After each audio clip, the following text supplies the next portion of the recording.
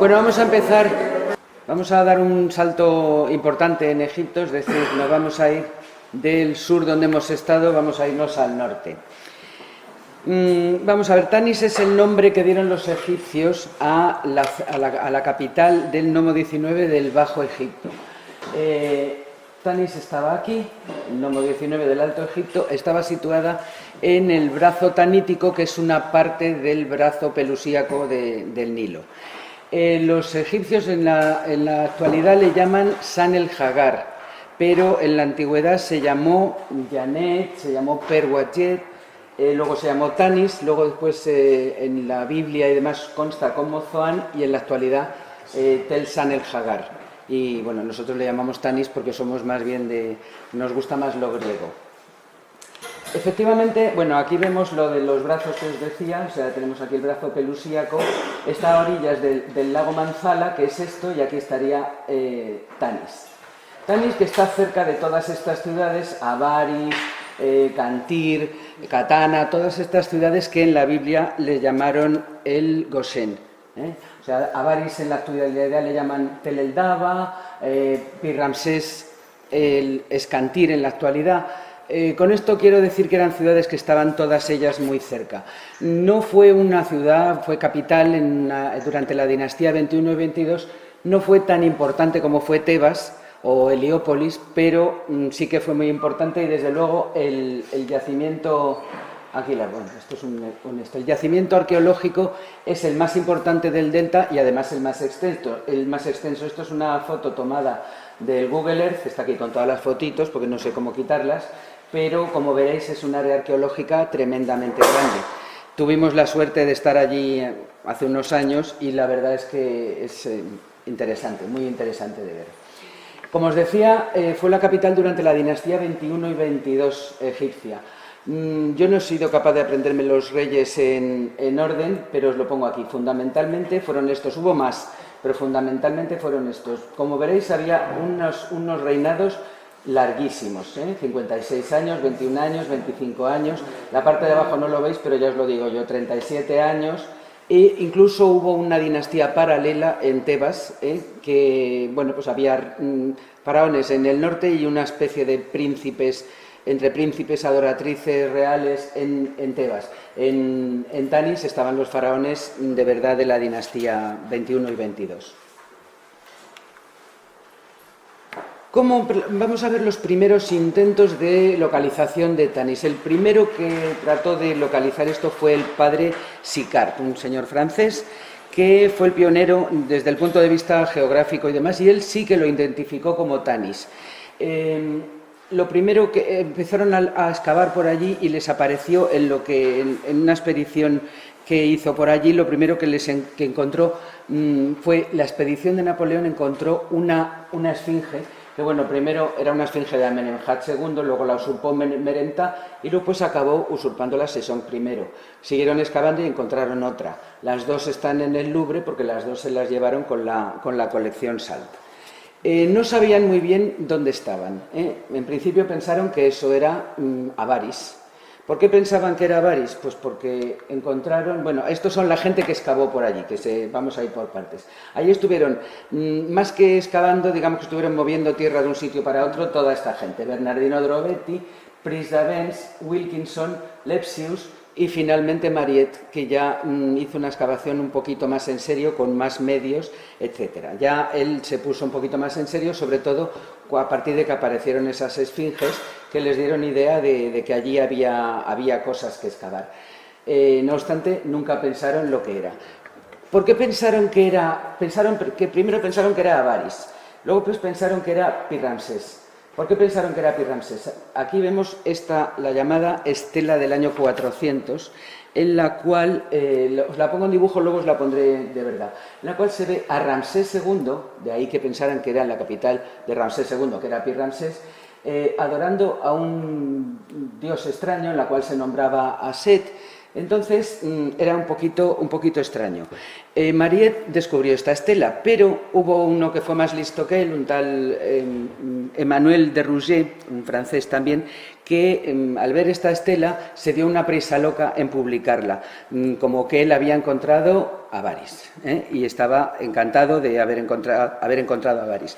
Entonces, al poco tiempo, cuando Mariette se enteró de que este señor le había comido la merienda, como se suele decir, pues se publicó un artículo y dijo textualmente: se trata de una estela descubierta por mí, vista por primera vez por mí, y por último señalada por mí al señor de Rouget, que podía haber pasado a su lado 150 veces sin verla, si yo no se lo hubiera advertido.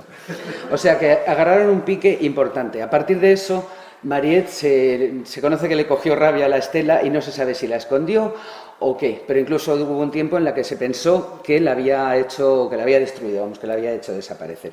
Esto de la estela ya continuará.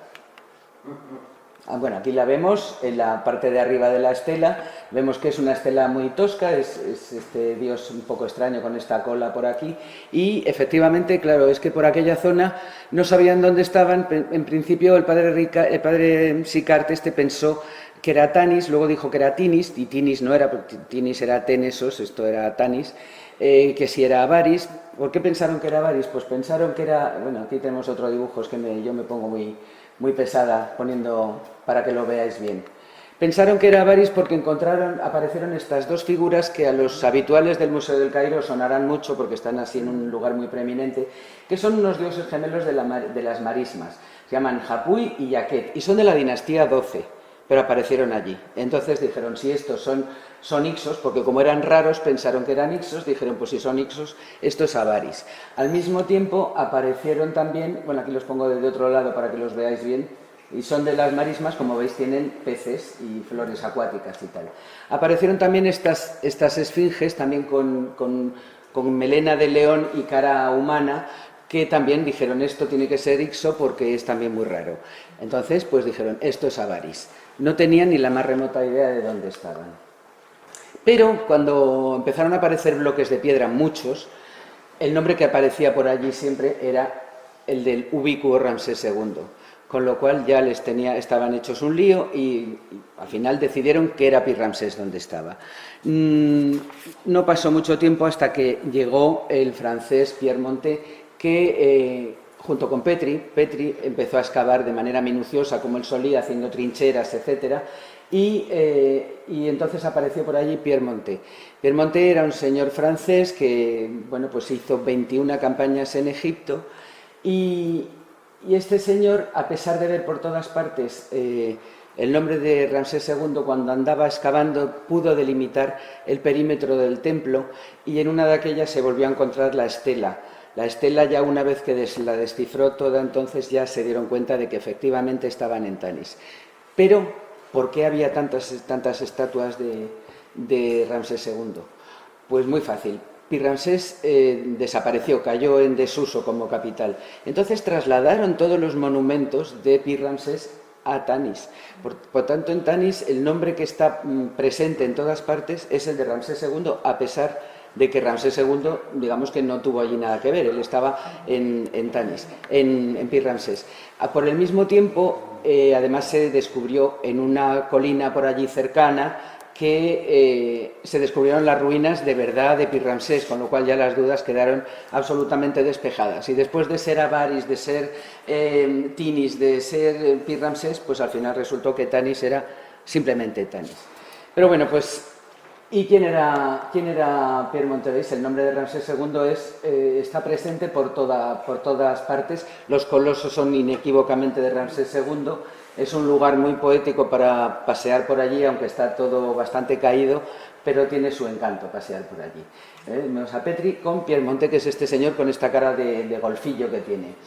Este señor, ya como os decía, pudo delimitar el perímetro del templo de Amón, que era un templo muy grande, que tenía templo de Mut, tenía templo de Honsu, tenía lago sagrado, multitud de capillas y de puertas de entrada, pero descubrió lo más importante de todo y fue la necrópolis real. La necrópolis real que, a diferencia de otros periodos, las necrópolis reales no estaban dentro del recinto de los templos. Aquí en Tanis estaba dentro del recinto de los templos. Pierre Montet, como os decía, hizo 21 campañas por Egipto, todas seguidas si exceptuamos un tiempo que se tuvo que ir cuando estalló la Segunda Guerra Mundial, se tuvo que ir a Francia, luego volvió, pero ya cuando se acabó, digamos, la época de guerra suave en Francia, entonces movilizaron a todos, y es un poco lo que nos contaba esta mañana José Ramón, que pero con la Primera Guerra, esto con la Segunda Guerra Mundial, se fueron todos y no pudieron retomar hasta mucho más tarde. Pero vamos, este señor lo que hizo fue el descubrimiento de la necrópolis real con unas tumbas, algunas de ellas intactas, y que no asombraron al mundo tanto como la de Tutankamón, porque el mundo no estaba para frivolidades arqueológicas en aquel momento, todo el mundo estaba pensando pues en la guerra y en la que se nos venía encima, que no era pequeña, ¿no? Por tanto, en aquel momento, en el momento del descubrimiento, pasó un poco sin pena ni gloria, pero luego después la verdad es que sí, se lo hemos agradecido mucho. Este señor nació en 1885 y murió en 1966. Y estuvo excavando allí hasta 1956, momento en que volvió a Francia y se dedicó a la enseñanza. Es un señor muy pintoresco, como le veis, así tiene cara de simpático, la verdad, a mí me parece simpático. Bueno, aquí os pongo así un poquito el templo de Amón para que veáis que tenía pues montones de pilonos y tal. Y esto que vemos aquí es la necrópolis. Aquí están las tumbas reales dentro del muro de adobe del templo de Amón. Visto de otro lado, fijaos, eran dos recintos, uno dentro de otro, con templos a diferentes dioses, tenían entradas que hizo tal faraón, tal otro, pero este no es el motivo de la conferencia, sino que vamos a centrarnos en las necrópolis. Esto es el cartel que hay con nuestro buen amigo Jesús, el de Burgos o de Logroño, que ya no alcanzó, ya no me acuerdo si era de Burgos o de Logroño, pero vamos, nuestro fotógrafo favorito que iba siempre triscando por los montes con su trípode. Esto es lo que queda del templo de Amón, la avenida central con colosos de Ramsés. Algunos de ellos valen de portería a los niños egipcios actuales para jugar al fútbol, con lo cual le dan unos pelotazos importantes. Nosotros les regañamos mientras estamos allí, pero en cuanto nos vamos, pues siguen el partido tranquilamente.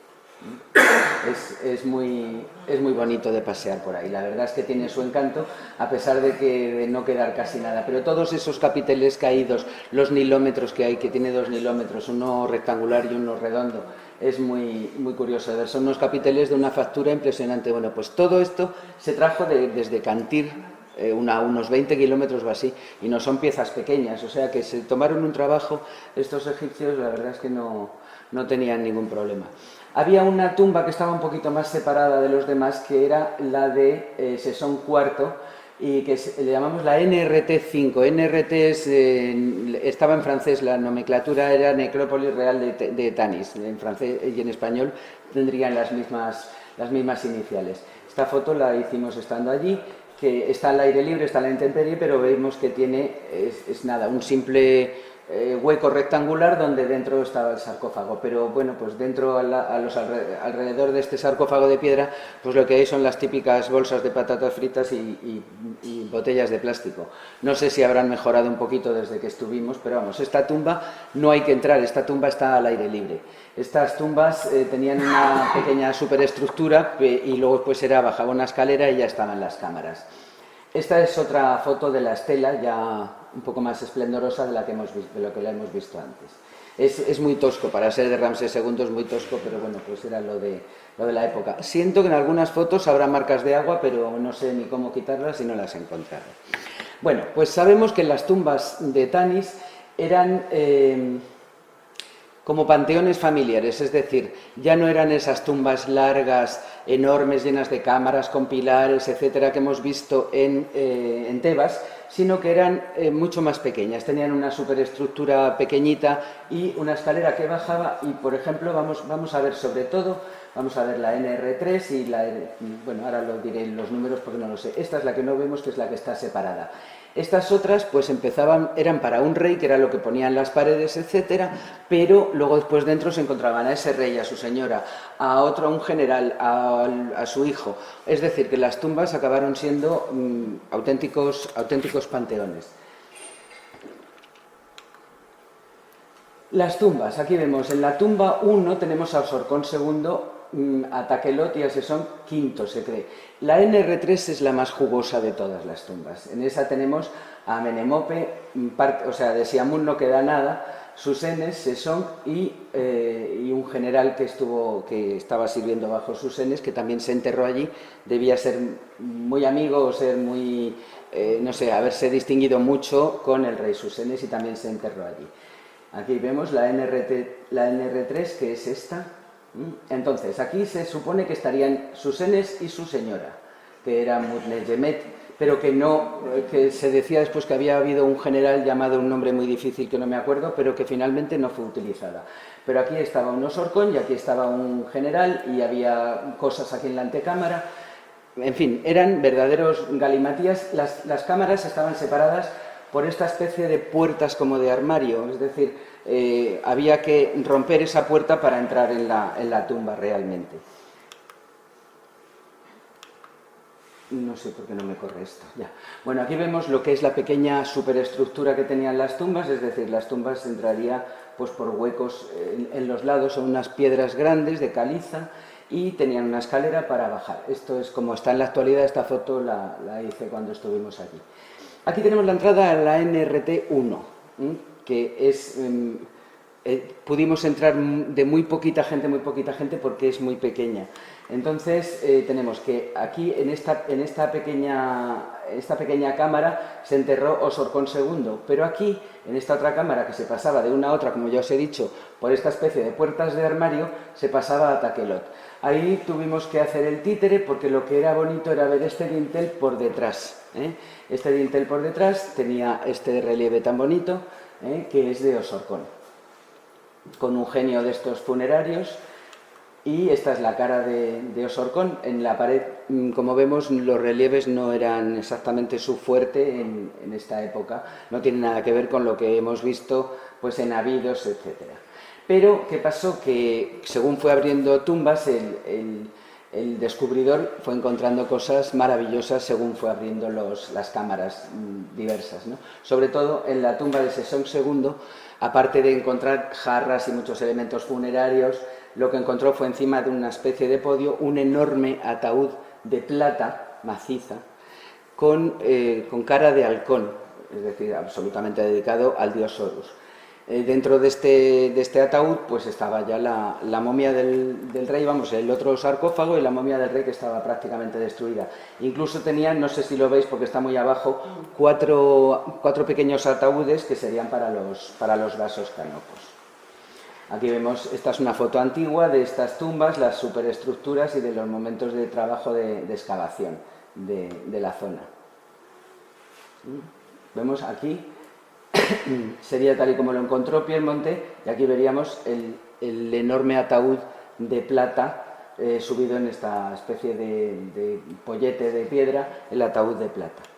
Y también todas estas jarras y todos estos elementos funerarios que luego veremos detenidamente. Me gusta traer las fotos antiguas porque me parece que tienen mucha gracia verlas así tal y como están. Por ejemplo, este batiburrillo de cosas que apenas se distingue lo que es, aquí vemos un pectoral, ¿no? Bueno, pues este pectoral, andando los tiempos, una vez restaurado, queda así de bonito, ¿no? Entonces, por eso me gusta traer las fotos antiguas, porque se ve mucho el trabajo de los restauradores y la verdad es que a ver, que no se nos vaya a ir. Aquí no sé qué ha pasado, Enrique. Ah, ya.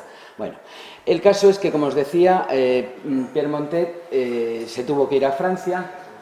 Francia estaba ocupada. Esta foto me parece dramática, me imagino que a nuestra francesa también le parecerá dramática ver a los alemanes desfilando por los Campos Elíseos, lo cual fue pues muy, muy penoso. Duró el tiempo que duró la Segunda Guerra Mundial.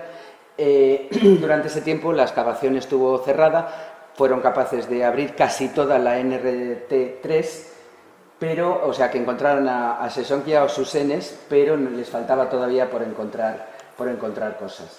Afortunadamente, ya en 1945, París se liberó, la gente vemos contenta por la calle, y antes ya casi, según habían liberado París, ya estaban los excavadores de vuelta en la excavación. Entonces, encontraron Sesong II, que ya había aparecido, que además aquí a esta tumba bajó Gollón con unas cuerdas colgado de los pies y demás, y decía, es Susenes, todo el tiempo hablaba de que era Susenes, porque era lo que había puesto en las paredes, pero Susenes no estaba ahí, estaba más adentro, o sea que aquí lo que estaba era Sesong. O sea, quiero decir que la tumba estaba hecha en principio para uno, pero luego pues iban metiendo allí gente, ¿no? Y bueno, pues lo que encontraron, la cámara que les faltaba por abrir de la NRT3 fue la tumba intacta del general Unge Baunjet. ¿Qué creías, Cristina? ¿Que solamente tú ibas a decir nombres difíciles? Pues no. Esta tumba tenía las paredes bastante bien decoradas, pero sobre todo lo que tenía eran unos tesoros maravillosos. Bueno, pues yo creo que a esta altura de la conferencia yo creo que lo que queréis ver es tesoros. Ya. Los tesoros van a ser un poquito diferentes que los de los que hemos visto esta tarde con Cristina. Aquí son más clásicos. Como portada de los tesoros, pues os he puesto esta tríada preciosísima, esta tríada que todos, bueno, yo creo que la hemos visto casi todos en el Louvre, pero la hemos visto los que hayamos tenido la paciencia suficiente para encontrarla, porque la verdad es que aquí está muy grande y muy bonita, pero es muy pequeña, es del reinado de Osorkon II. Luego la veremos con calma.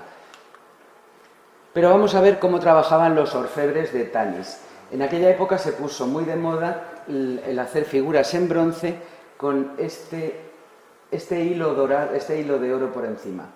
Se cambiaron también las garras de las esfinges, que eran garras normalmente, se transformaron en brazos en actitud oferente para poder poner aquí pues los cartuchos del rey o alguna fórmula de ofrenda, etc. Esta pertenece al rey Siamón. Hay aquí otra, no sé si es contrapeso o qué, pero el mismo trabajo, es bronce oscuro naturalmente y esta filigrana de oro haciendo, o sea, escribiendo en hilo de oro, ¿no? sobre esta base de bronce. Esto es un sello de un tesorero que, bueno, os voy a contar una anécdota, me ha pasado una cosa divertidísima. Esto está en el Louvre.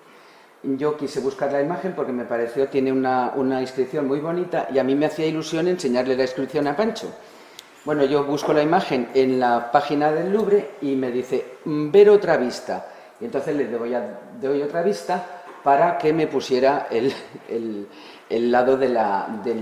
otro lado del sello, que tiene como una diosa Hathor.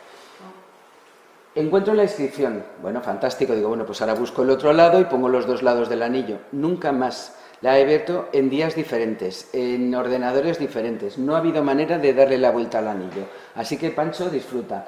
En la inscripción dice, el tesorero del Señor de los dioses de las dos tierras, el delegado de la morada de millones de años de User-Maat-Ra, elegido de Ra, Osorkon, hijo de Bastet, amado de Amón, el jefe controlador y escriba de la correspondencia de Faraón. Hormés, justo de voz. O sea que es un anillo es oro el anillo en sí y el sello es de feldespato verde. Y la tríada, vamos a ver la tríada despacito porque la tríada es una cosa maravillosa. Es una tríada de familia real, o sea, como es Osorkon II como Osiris, que está en el centro, agachadito, y está con Isis y con Horus. Bueno, pues estas figurillas son muy diferentes, son una filigrana absolutamente, viéndolo, incluso podemos compararlo con el tesoro de Tutankamón sin problemas de decir uno es mejor que otro. Son una maravilla, están hechos con una factura impecable.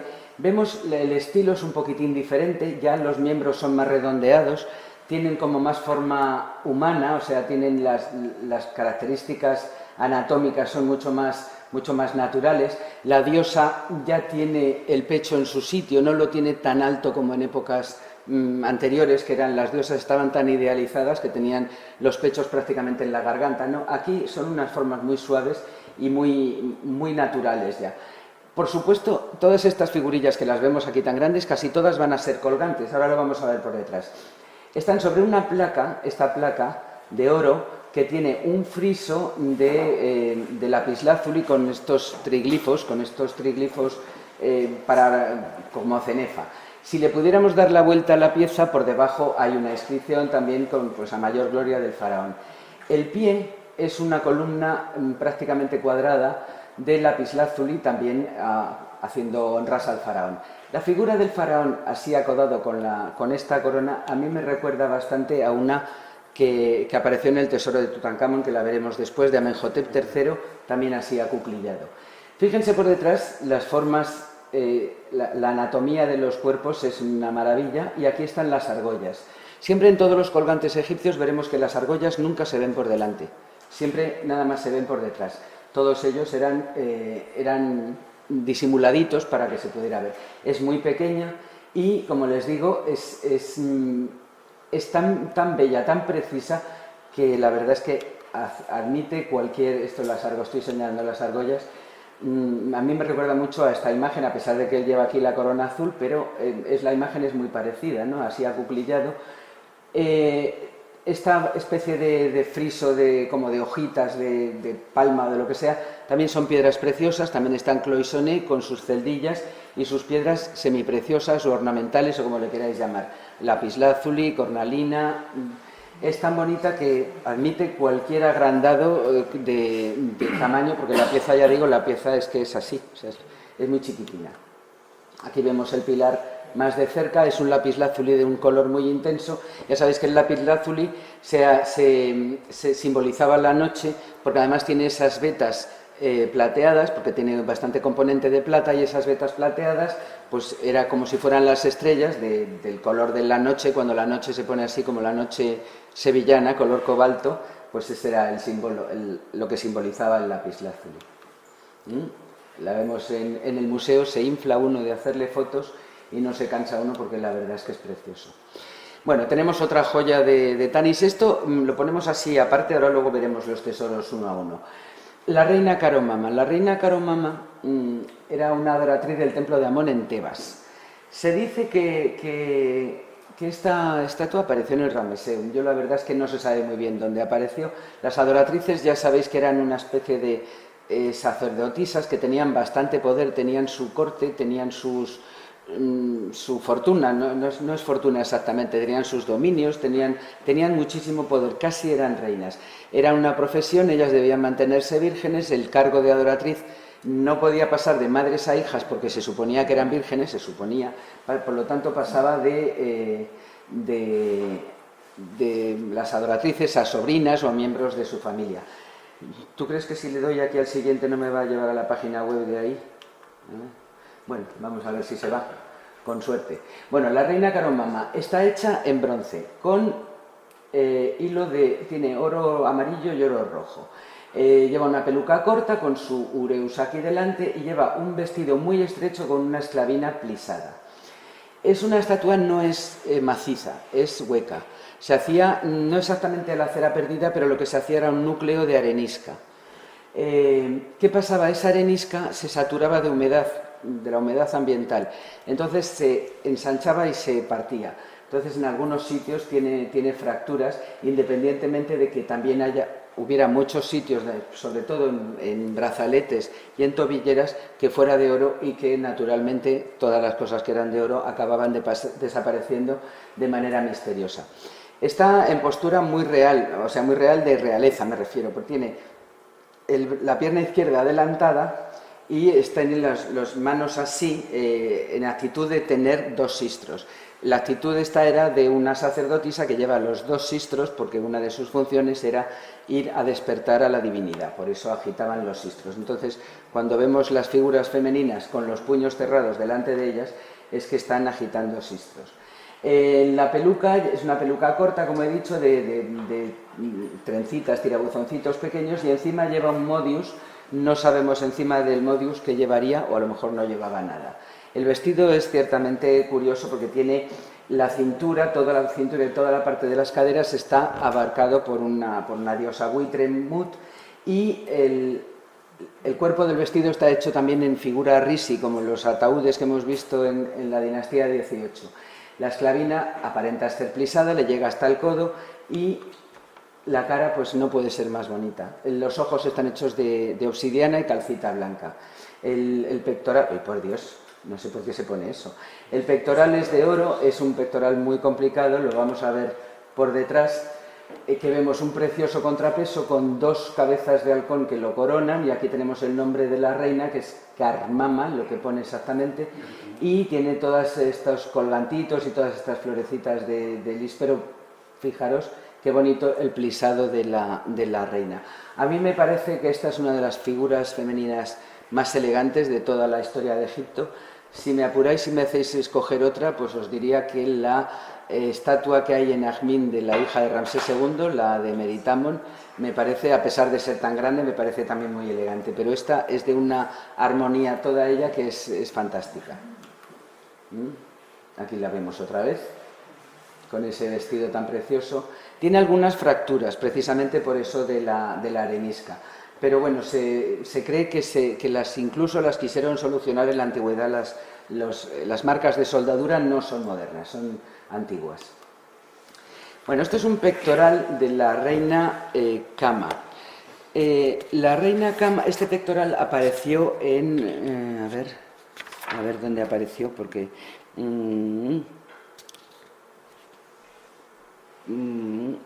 bueno, apareció en Leontópolis. Parece ser que esta reina era de allí. Entonces este pectoral apareció fracturado, le faltaba un trozo que, bueno, pues lo habían tratado mal y desapareció un trozo, pero luego pues apareció el trozo, con lo cual ahora lo tenemos completo. Sigue siendo un colgante y vemos de nuevo las figuras femeninas como están hechas de manera muy sutil, las caderas, la cintura, los pechos en su sitio. Entonces son 2 diosas que están adorando a una capilla en la que dentro está el carnero de Amón, Atum, o como le queráis, como el dios que más os guste, un carnero en lapislázuli, rodeado de oro, enmarcado en oro. Tenemos que la diosa Maat está con los puños, como os he dicho antes, agitando sistros frente a la divinidad, despertándola, en actitud de despertarla. Mientras que la diosa Hathor, que está por detrás, lo que está sosteniendo es ay, pues no sé cómo quitar esto, es que si no, no se ve. Bueno, es lo que está sosteniendo... A ver si le doy a escapar. Le doy a escapar. Es que no encuentro, no sé dónde está escapar. Es igual. Es que tú te conoces. Son enlaces que se han quedado ahí. Claro. Ahí, vale. Bueno, pues la diosa Hathor lo que tiene es una vara que representa esa vara de palmera que vemos muchas veces, que significan los años de vida que se le está dando a la persona a la que se está adorando, ¿no? Y debajo está el renacuajo y el símbolo Shen, o sea, tiene todas las eternidades le está otorgando. Está sobre lo mismo, sobre un friso que las piedras han desaparecido, y tiene encima del pedestal tiene flores de loto, 2 capullos y una flor entera. De los capullos, que son de lapislázuli, me imagino de cornalina, solamente tenemos uno. Pero la habilidad de los orfebres de Tanis está en que ahora os enseño la parte de atrás. La parte de atrás, que yo no sabría por qué lado ponerme este pectoral, sinceramente, porque la parte de atrás está hecho exactamente igual que la parte de delante, solo que sin el lapislázuli. Es decir, vemos el carnero exactamente igual, y aquí en la parte de atrás sí vemos las argollitas, porque ya os he dicho que las argollas quedan siempre ocultas. Me parece una maravilla de pectoral. Bueno, esto es un recordatorio de cómo está la tumba, pero bueno, vamos a ir a ver los reyes. Vamos a empezar por Amenemope. Amenemope apareció así, con esta cara tan jocosa y tan curiosa. No es que tuviera esta cara el pobre, es que el sarcófago sufrió un aplastamiento y entonces pues tiene esta cara tan peculiar. Se trató de restaurar con mayor o menor éxito, pero bueno, quedó más o menos así. No es que sea feo, pero es un poco raro porque encontramos que esto es como muy estrecho para lo que es habitual. Pero claro, también es verdad que el gesto de la boca le quedó un poquito feo. Esto es una máscara que llevaba directamente sobre la momia. Aquí os traigo un acercamiento. Es una máscara que no está mal, pero efectivamente pues fue muy maltratada y además tampoco debieron hacerla con muchísimo cuidado. Nada que ver con lo que vamos a ver después. También apareció otra máscara inacabada, porque esta se la ve que está inacabada, para que veáis que el pobre hombre no era tan feo como os he puesto antes, o sea, el hombre era más normal.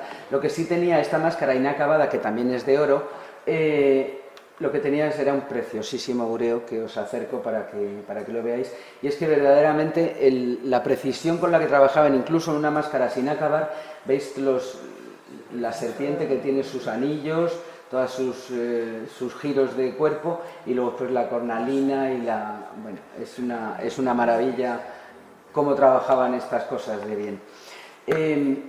Este collar yo creo, no sé, es que son iguales todos, no sé si es también de Amenemope o si es el de Susenes que está vuelto del revés, el de siempre. Es igual porque en el tesoro de Amenemope había un collar de estos. Estos collares eran los collares Sebiu, que podían ser de 3, de 5 o de 7 vueltas. Eran muy pesados y, bueno, como apareció un collar de esto y de Amenemope, la verdad es que no sé si he sido capaz de encontrar el de Amenemope o es el de Susenes. Pero en cualquier caso apareció un collar como el de Susenes, incluso con las mismas anillitas que ya veremos después para lo que sirve. Estas serían las jarras y demás que aparecieron en un pedestal, una mesa de ofrendas, la jarra de oro, el pedestal de plata. Insisto, de nuevo tengo las marcas de agua, pero no sé cómo quitarlas. Este pedestal valía para poner encima una mesita de ofrendas, estas bandejas donde ponían los higos y todas estas cosas, así como si fuera una falla valenciana, pero que no los ponían así, los ponían planos, pero nos lo ponían vertical para que lo viéramos. Y estas eran las manos de oro que estaban cosidas a la momia. Estas manos se cosían a los linos de la momia y se ponían en los agujeros, llevaban los cetros de la realeza, que también están perdidos. Pero las manos están en el Museo del Cairo, las manos de Amenemope. Un pectoral de Amenemope, un pectoral normal. En estos pectorales sí que tenemos las argollas al aire. Vemos la diosa Isis y Neftis protegiendo a un... Este rey está escrito su nombre por algún sitio, pero bueno, está por ahí abajo el nombre. Es un pectoral muy al uso, no tiene nada de particular, un escarabeo de lapislázuli, pero bueno, como forma parte del tesoro, pues lo he traído. Bueno, pues ahora vamos a ver el general Ungevao-Enjet.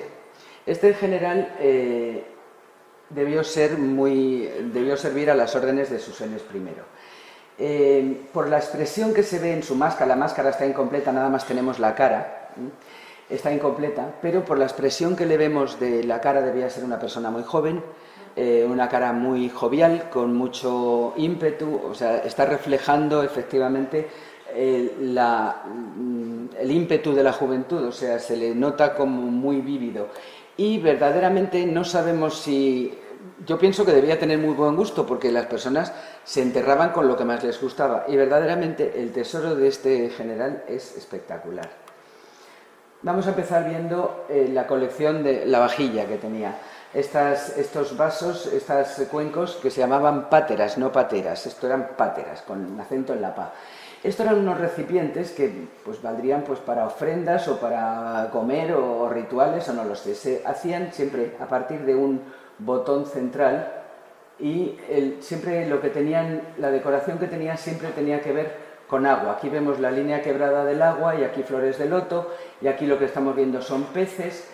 Y esta otra, en cambio, no tiene nada. Vamos a verlas más despacito.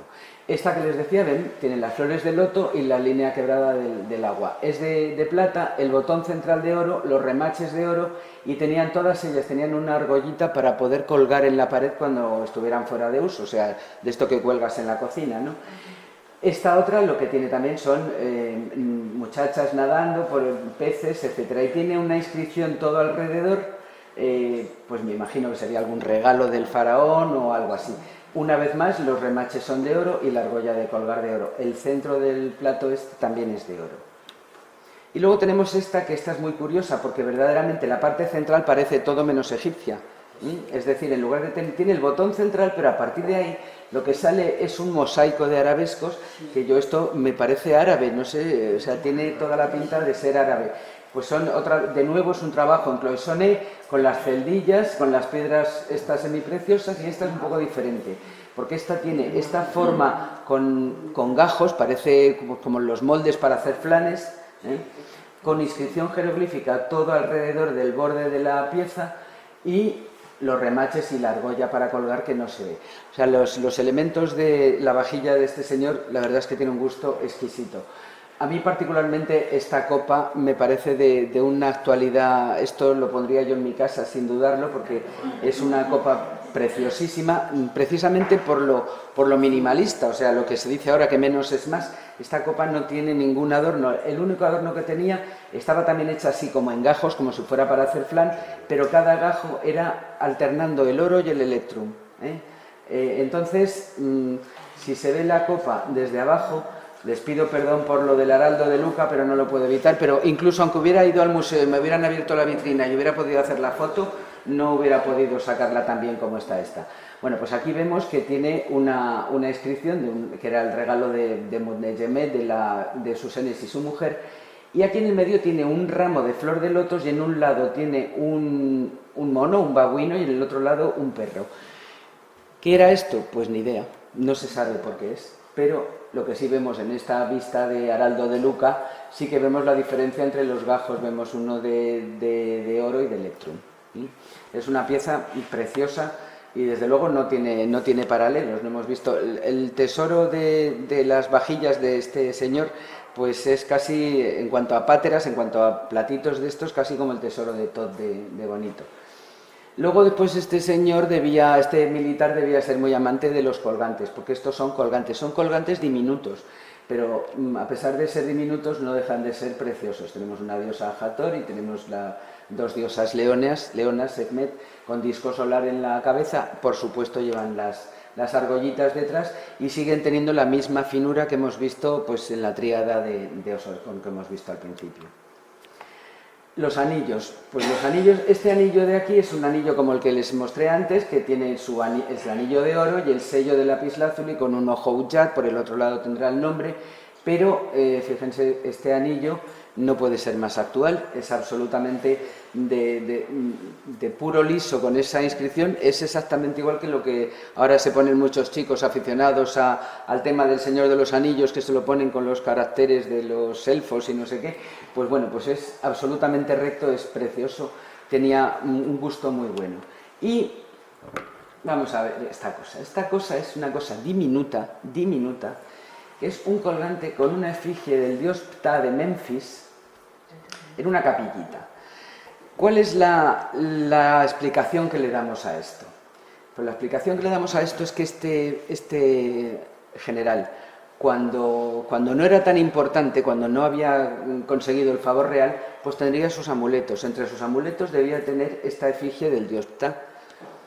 Y una vez que ya, digamos, se hizo rico, entonces le construyó una capilla alrededor, porque esta figurilla está rota por los pies, o sea, no está hecho para esta capillita, sino que está metido en esa capillita. Entonces, la argolla para colgarlo era esta argolla aquí gorda, y tiene unas columnas a los lados con dioses arriba, y además tiene 24 parejas de dioses a los lados. Es una cosa diminuta y es una filigrana increíble para ser tan pequeño. Entonces pensamos que este señor se llevó a su ajuar muchas cosas que tenía de antes de ser un personaje importante de la corte, como este otro colgante. Este otro colgante vemos que tiene un dios Amón en forma de carnero. Aquí, bueno, no es que sea un burro, porque parece una oreja de burro, es un disco solar.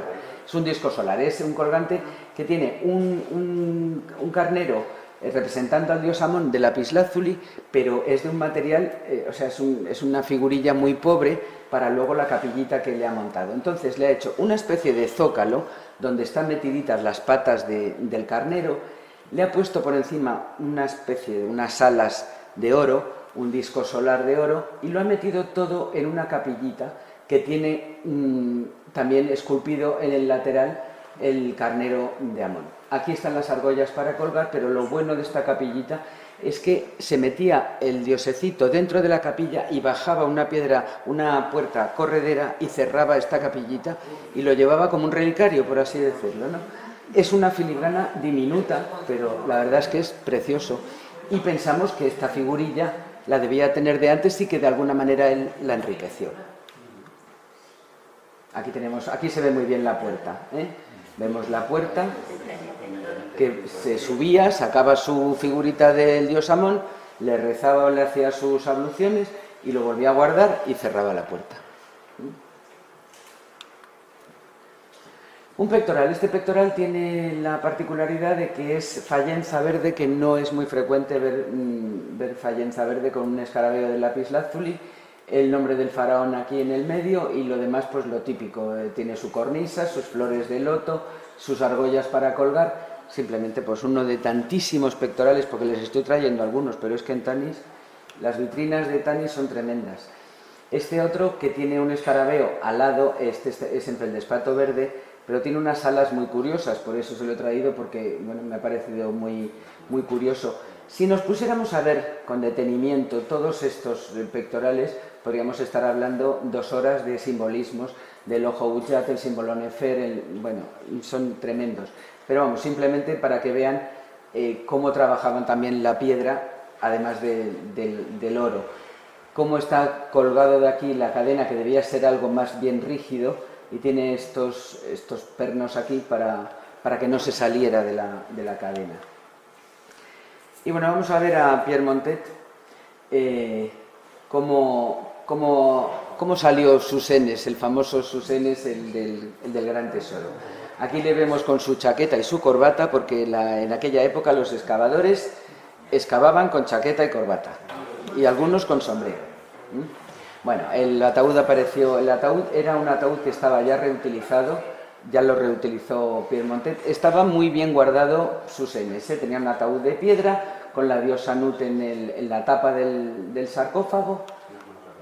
Y bueno, apareció en todo este desastre. Este era el sarcófago interior que apareció dentro del de piedra, y dentro del de piedra apareció un ataúd de plata maciza, que ya hemos visto antes que la plata estaba mucho más valorada en algún momento que el oro, porque había menos. Es decir, si Tutankamón tenía sus siete cajitas para guardarse, él tenía la momia estaba sobre una lámina de plata, una máscara de oro sobre la cara, dediles de oro en manos y pies. Estaba dentro de un ataúd de plata maciza, dentro de un ataúd de granito negro, dentro de un ataúd de granito rosa. Tenía unos 30 anillos en las manos, más pectorales, brazaletes, etc. Se encontró todo intacto. Aquí tenemos a Pierre Montet absolutamente asombrado de lo que está viendo, porque este es el ataúd de plata. Lo vamos a ver de todas las maneras. Es de plata, solamente tiene de oro esta parte central, la banda central de la frente, y el ureus. Y está, pues como todos los faraones, con sus brazos cruzados y sus símbolos de la realeza cruzados sobre el pecho.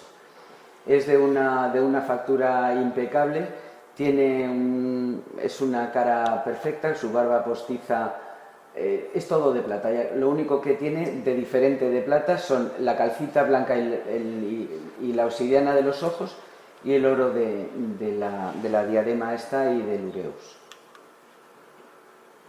Les he traído algún acercamiento para que lo vean mucho mejor que en el museo. Bueno, y luego después tenemos la máscara de oro. La máscara de oro de Susenes la hemos visto muchas veces en exposiciones temporales, incluso la hemos podido ver en el Museo del Cairo. Es diferente de la de Tutankamón. La de Tutankamón era en plan Darth Vader, o sea, era una capucha que se ponía entera y que descansaba sobre los hombros. Esta estaba hecha en dos partes que están cogidos con unos clavos de oro a los dos lados, es decir, esta era en plan sándwich, por así decirlo. Es un poquitín más pequeño del natural, o sea, más pequeña que la de Tutankamón, no es tan grande como la de Tutankamón. Es muy bonita, le falta la niña del ojo, el iris del ojo derecho, pero es absolutamente toda de oro, tiene las cejas y tal que son de lapislázuli, pero la barba aparentemente no es de lapislázuli. Es muy bonita, es un poquito menos vívida que la de Tutankamón, pero a mí me parece que es suficientemente importante como para que se pueda comparar el tesoro de Tanis con el tesoro de Tutankamón. El tesoro de Tutankamón tuvo la ventaja de que tenía todo el mobiliario funerario. En cambio, en esta época no se enterraban con toda cantidad de mobiliario, se enterraban con algunos objetos, ningún mueble, ninguna cama, ningún barco, ningún carro, como sucedía en la época del Tutankamón. Les he traído los dos lados de la misma cara. Bueno, también tenía esto de obsidiana, el cordoncito que sujetaba la barba postiza. el ureus. Hay que ver cómo representan la cara de la cobra con todos estos giros que da por la cabeza, y la barba. No me dirán que el trabajo en oro no es... Y todo esto pensando que para sacar 30 gramos de oro tenían que mover no sé cuántos kilos de piedra. Pero bueno, vamos a ver los collarines y demás. Este collar es muy curioso, son bolas de lapislázuli, todas ellas.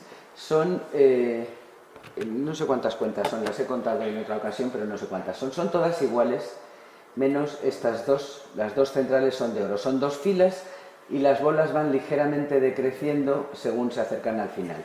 La de dentro tiene menos cuentas y la de fuera tiene más. Son unas bolas de un tamaño considerable. Debía pesar lo que no está en los escritos. Aquí lo vemos mejor. Aquí vemos estas dos bolas de oro y vemos... ¡Ay, qué mosca más pesada! Vemos esta cuenta que es diferente. Y esta cuenta diferente, ¿por qué es diferente? Pues esta cuenta es diferente porque tiene una inscripción en cuneiforme. Con lo cual se supone que esto fue regalo de algún rey extranjero.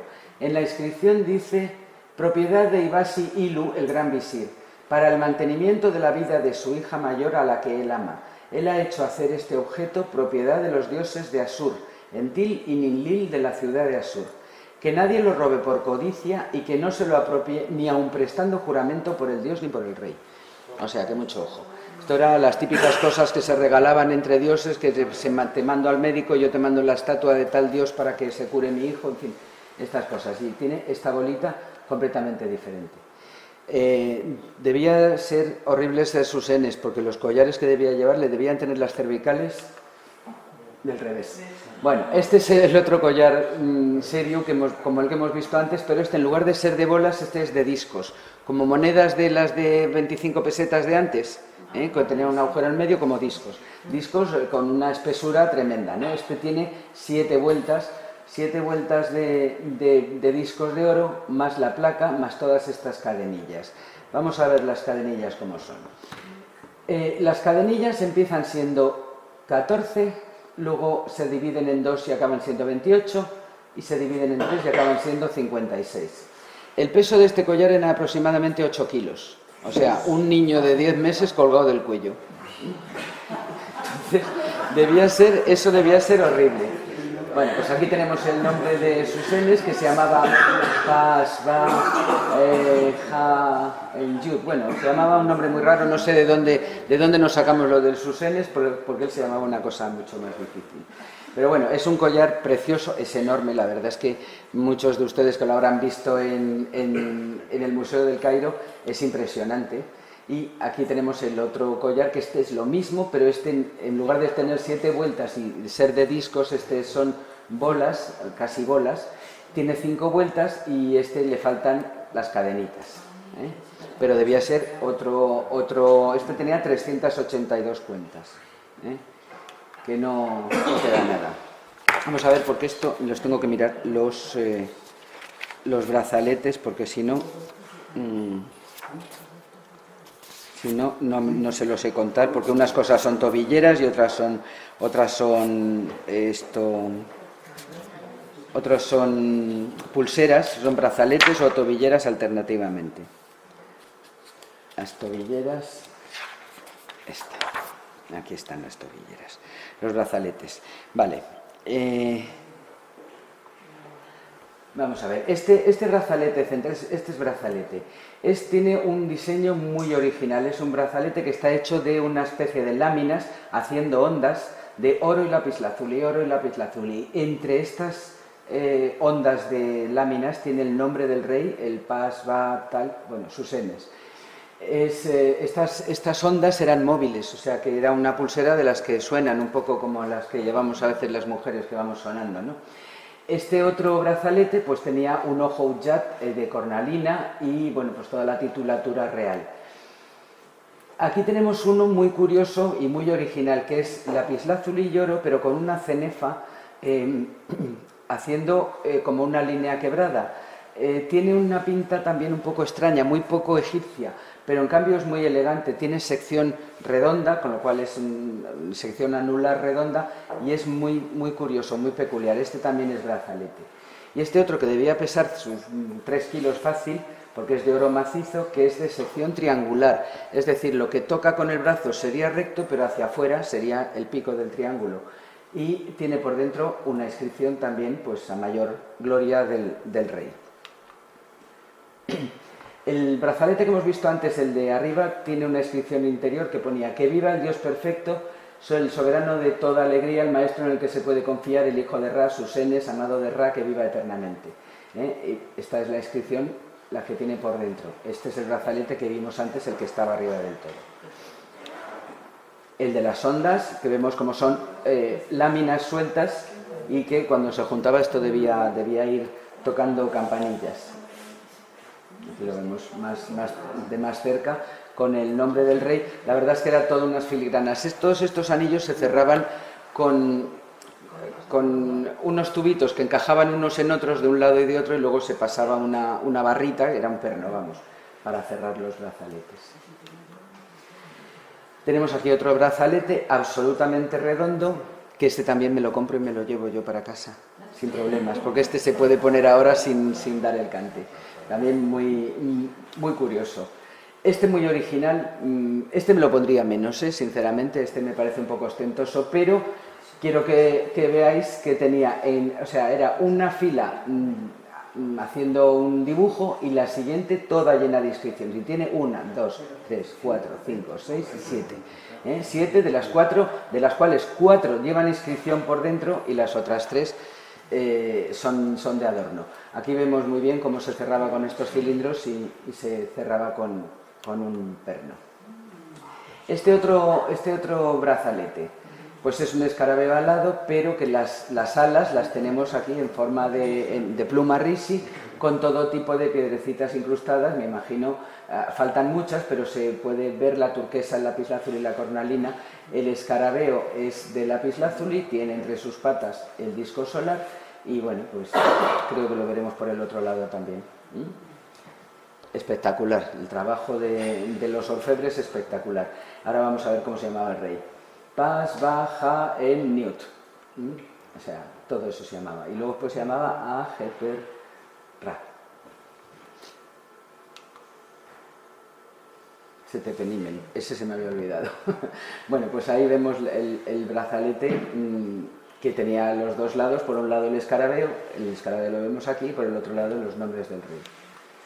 No les daría tiempo a ponerse todo, ¿no? Pienso yo, no sé. Esto es una tobillera, se le llama tobillera de escarabeo. Tiene un escarabeo en lapislázuli, con las alas desplegadas, y tiene una cobra a cada lado, pero estamos leyendo el nombre que hemos visto, el nombre de coronación de Susenes, o sea, Ajeper Ra. Lo estamos viendo tal cual. Y es curioso porque el mismo diseño, a ver si se lo puedo explicar bien, el mismo diseño que vemos en el resto de la tobillera, que es estas láminas de oro y lapislázuli, y estos triangulitos que quedan aquí a los lados, es lo mismo, exactamente el mismo diseño que estamos viendo en las alas del escarabeo. Oro, lapislázuli, y los triangulitos, como para aprovechar lo que les sobra, ¿no? O sea, es el mismo diseño a lo largo de toda la tobillera. Me parece una obra increíble. Aquí tenemos los dediles. Llevaba infinidad de anillos que no les voy a poner, pongo unos cuantos, pero no les voy a poner todos. Pero es que en los dediles llevaba también esculpidos anillos. O sea, alguno está suelto, como este que vemos aquí, pero los demás están esculpidos en los dediles. Llevaba dediles en las manos y en los pies, la momia de Susenes. Y esta es un anillo al que le llaman el anillo de los ángeles.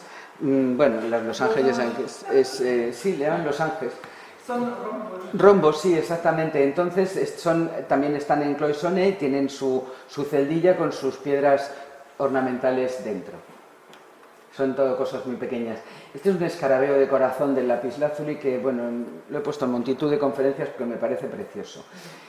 Esta es la placa de las vísceras, la placa que les ponían después de viscerar la momia, es la placa de la incisión funeraria, que también está conservada. Claro, ya digo que la tumba estaba intacta. Y estos son las sandalias de Susenes, que yo no sé si eran cómodas. No sé qué les parece. A mí me parece que muy cómodas no debían ser, porque yo para andar prefiero algo que no sea oro, prefiero algo un poco más flexible. Pero sí que tenían una precaución, porque estas eran chanclas como las que llevamos a la playa, pero tenían la precaución de girarles la punta hacia arriba, lo cual evitaba muchos golpes en los dedos del pie, que a veces duelen mucho. O sea, tenían la protección para los dedos del pie. Ahora, cómodas no debían ser. Pectorales se los pongo por un lado y por otro, para que vean el trabajo de los orfebres, que es que no deja de asombrarnos. En este vemos que hay multitud tenemos las caritas de turquesa, el escarabeo, lo tenemos de lapislázuli, la cornalina, y tenemos la cenefa de pilares jet y nudos tit, los discos solares. En fin, no le falta un detalle. Las diosas cobras a los lados, la diosa Mut arriba, el cartucho del faraón. O sea, podemos buscar simbología toda la que queramos.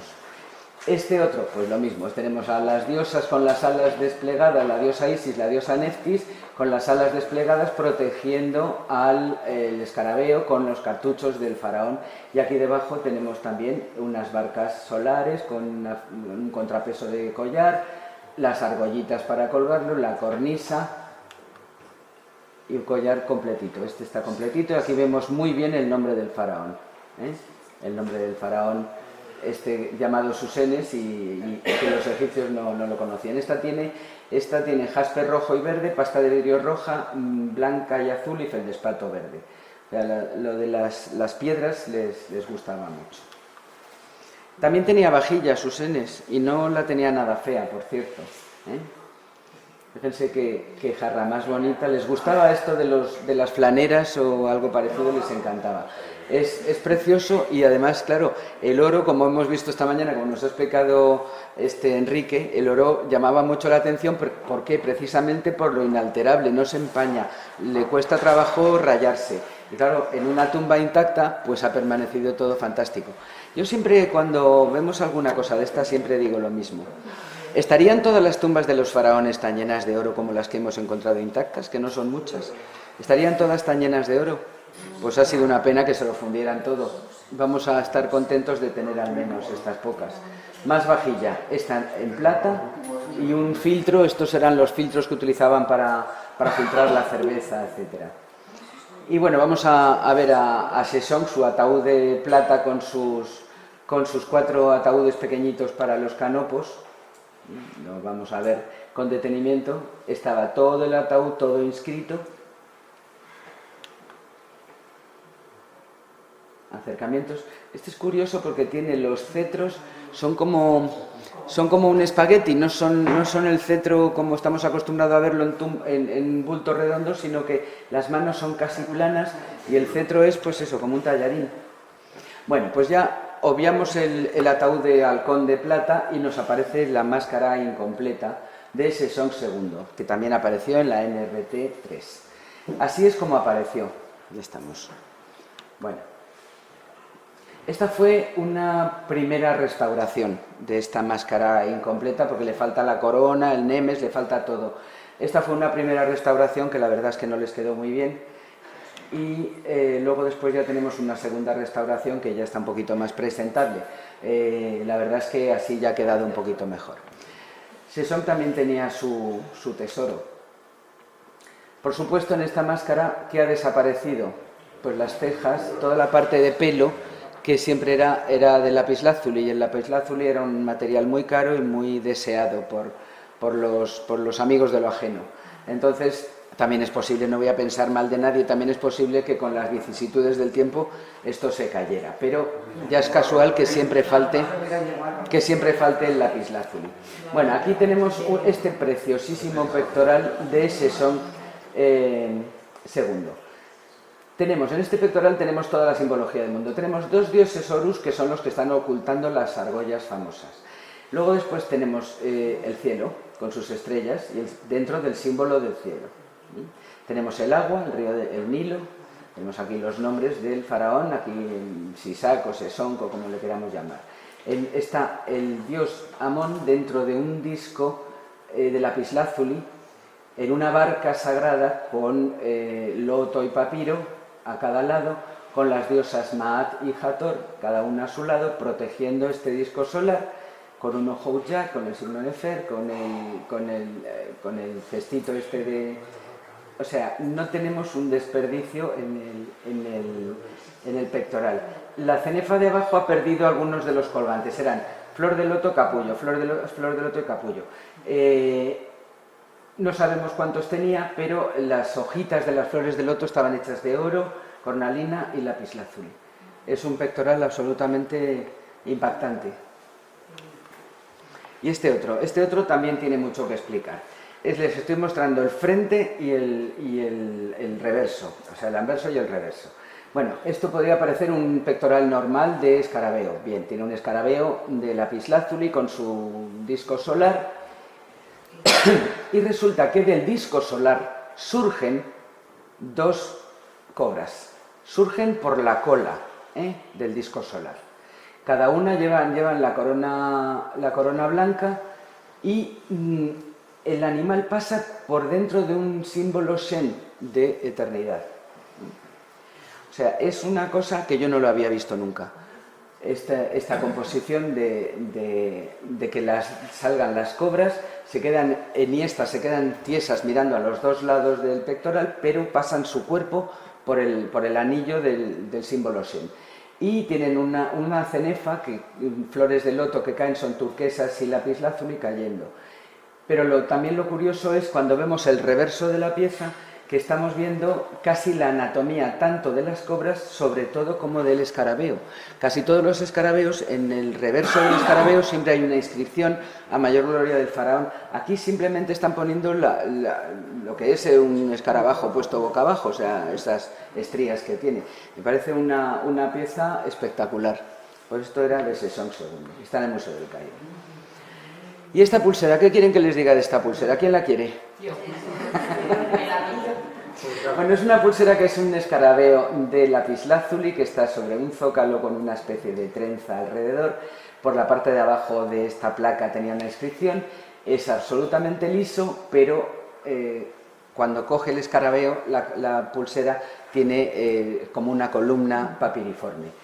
La vamos a ver desde otros ángulos porque esta sí que es absolutamente moderna y llevadera. Vamos, esta se la pone uno sin preocuparse. Es absolutamente maravillosa. Precisamente por esa simplicidad que tiene, ¿no? Bueno, aquí vemos un anillo de Sesong donde vemos muy bien su nombre.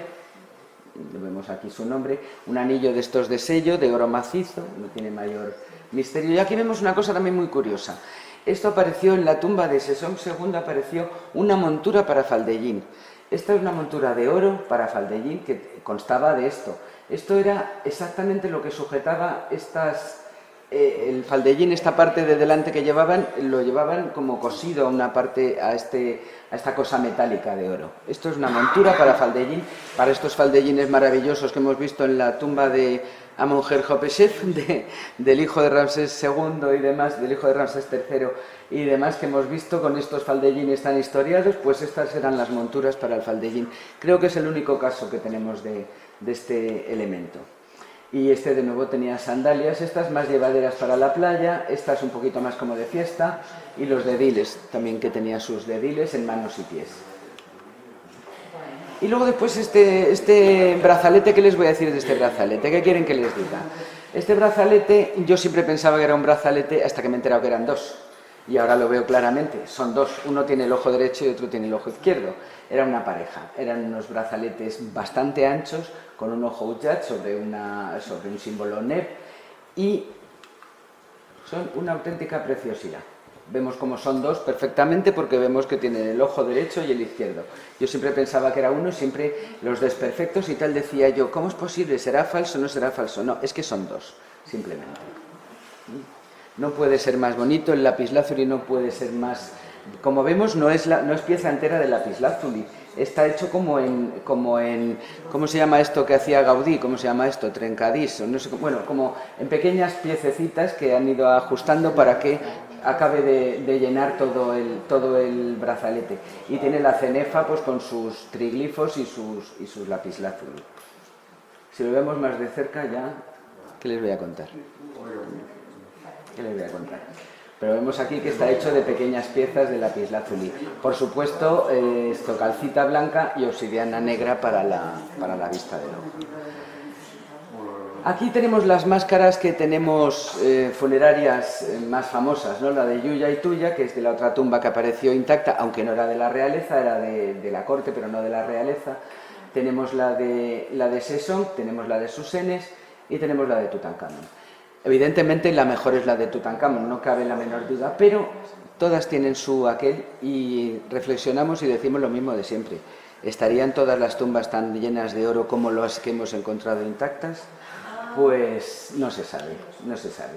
Yo lo único que les digo es que cuando vayamos otra vez a Egipto, que tenemos que volver a Tanis porque es maravilloso pasear por allí y a tratarnos de acordar, pues eso, de Sesong, de Susenes, de Osorkon, de Amenemope, de todo, del general Ungevamjet, y también tenemos que acordarnos de Pierre Montet con esta cara tan graciosa, que gracias a él ha sido por lo que hemos podido ver todas estas y hemos podido disfrutar de todo esto, a pesar de que en su momento al pobrecito no le hicieron ni caso, porque ya digo que el mundo estaba en otros menesteres. Pero bueno, él fue el artífice de Tanis y hay que rendirle homenaje también. Y nada más, pues muchas gracias. Vámonos a cenar.